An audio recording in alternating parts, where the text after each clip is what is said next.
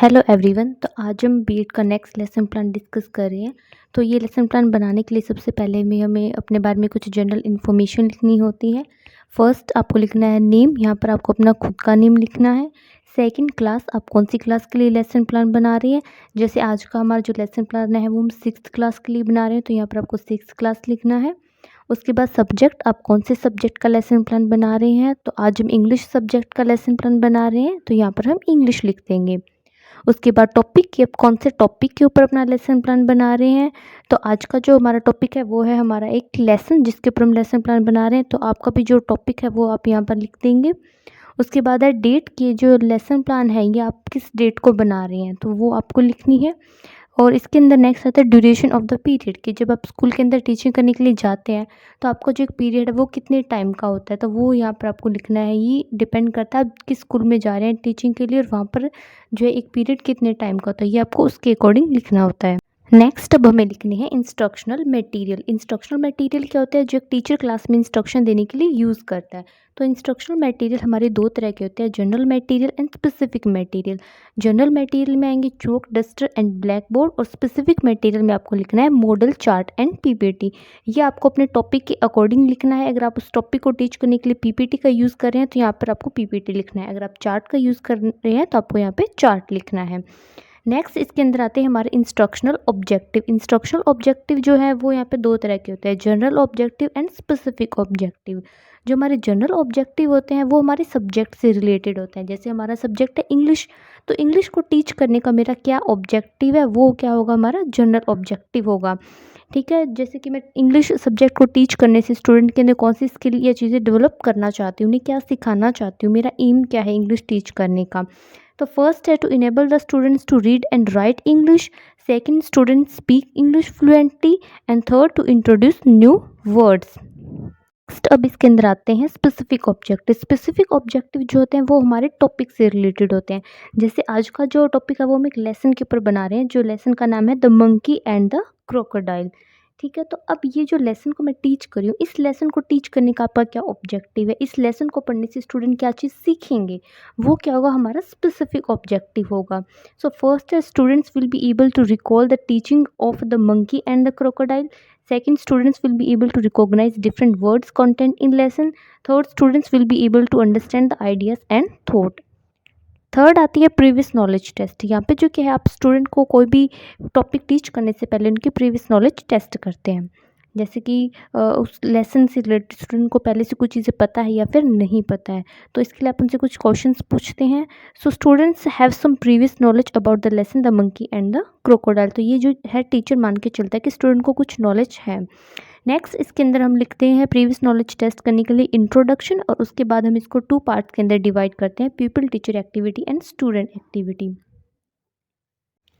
Next अब यहाँ पे जो क्या है, टीचर कुछ क्वेश्चन पूछता है स्टूडेंट से। सो फर्स्ट है what are the main sources of vitamins. तो स्टूडेंट इसका आंसर करते हैं fruit, vegetable and grains. Second, what story do you listen about monkey. Student इसका आंसर करते हैं a monkey and cat, monkey and honey bee. Third question पूछता है what do you know more about the story the monkey and the crocodile. यहाँ पे student इसका कोई response नहीं देता है, मतलब स्टूडेंट को स्टोरी के बारे में नहीं पता है। सो फिर इसके अंदर नेक्स्ट आता है अनाउंसमेंट ऑफ द टॉपिक। अब जो क्या टीचर जो है वो टॉपिक की अनाउंसमेंट करता है कि आज हम कौन सा टॉपिक पढ़ने वाले हैं। तो आपको इसी तरह सारे पॉइंट सीरीज के अंदर लिखने हैं। सो टीचर यहाँ पे कहता है dear students today we shall study the lesson the monkey and the crocodile. तो नेक्स्ट अब जो क्या है, हम अपने टॉपिक की प्रेजेंटेशन स्टार्ट करते हैं। ठीक है, तो यहाँ पे 5th पॉइंट आपको लिखना है प्रेजेंटेशन, और इसको 4 कॉलम्स के अंदर डिवाइड करना है। फर्स्ट में मेन पॉइंट, सेकंड में पीपल टीचर एक्टिविटी, थर्ड में स्टूडेंट एक्टिविटी, एंड फोर्थ में आपको लिखना है ब्लैक बोर्ड वर्क। ठीक है, तो यहाँ पे सबसे पहले क्या है, teacher will read the passage with correct stress and pronunciation and intonation. यहाँ पे जो क्या है, टीचर आपको स्टोरी से जो क्या है वो स्टोरी रीड करना स्टार्ट करता है, तो आपको भी इस तरह से सबसे पहले स्टोरी रीड करनी है। ठीक है, तो अब आप यहाँ पे जो कंप्लीट स्टोरी नहीं लिख सकते, लेकिन आप स्टोरी से रिलेटेड जो क्या है कुछ लाइन्स यहाँ पे आपको लिख देनी है, जिससे आप पता चले कि आपने कौन सी स्टोरी स्टूडेंट को रीड की है। ठीक है, यहाँ पे स्टूडेंट की एक्टिविटी क्या होगी, स्टूडेंट उनको केयरफुली सुन रहे होंगे। यहाँ पे ब्लैक बोर्ड पे हमारा इस दौरान कोई वर्क नहीं होगा, क्योंकि हम सिर्फ स्टोरी रीड कर रहे हैं।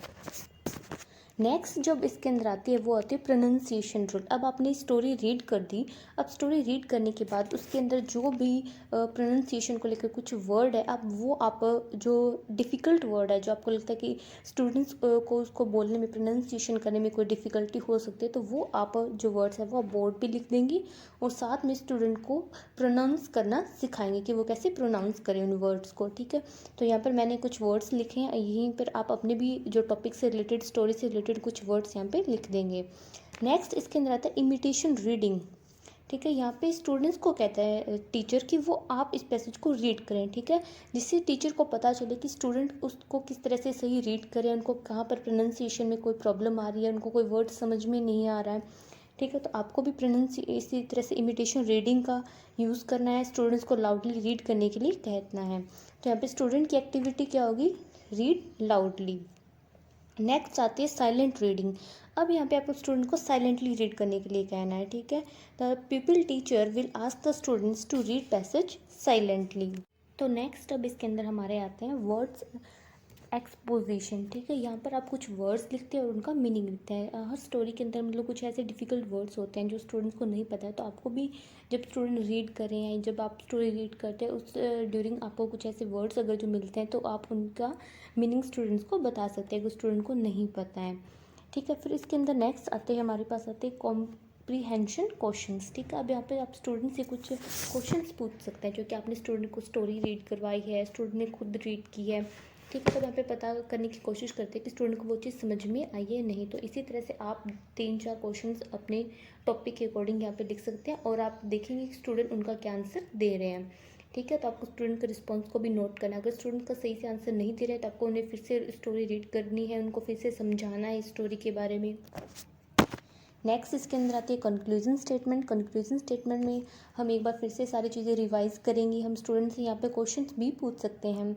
ठीक है, तो यहाँ पे टीचर कंक्लूजन स्टेटमेंट आपको लिखना है कि आज हमने कौन सी स्टोरी पढ़ी, उसके अंदर जो भी मेन पॉइंट्स आप वो भी यहाँ पे डिस्कस कर सकते हैं स्टोरी से रिलेटेड। नेक्स्ट आती है रिकैप्चुलेशन। यहाँ पर आप फिर से स्टूडेंट से क्वेश्चन पूछेंगे स्टोरी से रिलेटेड। ठीक है, कि उनको वो चीज़ समझ में आई या नहीं, आप जानने की कोशिश करेंगे कि आप, इससे आपको भी पता चलता है कि आपने किस तरह से स्टूडेंट का एक्सप्लेन किया है, या फिर कहीं पे स्टूडेंट की कुछ प्रॉब्लम्स है जिसकी वजह से उनको समझ में नहीं आ रही है। अगर स्टूडेंट यहाँ पे सही आंसर नहीं दे रहे हैं तो टीचर उस प्रॉब्लम्स को समझ के उसको दूर करने के लिए भी कोशिश करता है कि स्टूडेंट को वो चीज़ क्यों समझ में नहीं आई है। तो इस तरह से आप भी कर सकते हैं। नेक्स्ट इसके अंदर जो हमारा आता है वो हमारा आता है होमवर्क। अब आपने जो भी टॉपिक टीच किया है उससे रिलेटेड आपको स्टूडेंट को होमवर्क देना है। ठीक है, तो यहाँ पे आप जैसे कि right exercise question from the lesson in notebook. ठीक है, अब जो स्टोरी से रिलेटेड क्वेश्चंस आपको लिखने के लिए दे सकते हैं, या फिर खुद आप उनको कुछ वर्ड मीनिंग्स दे सकते हैं स्टोरी से आप लिख कर लेके आने के लिए।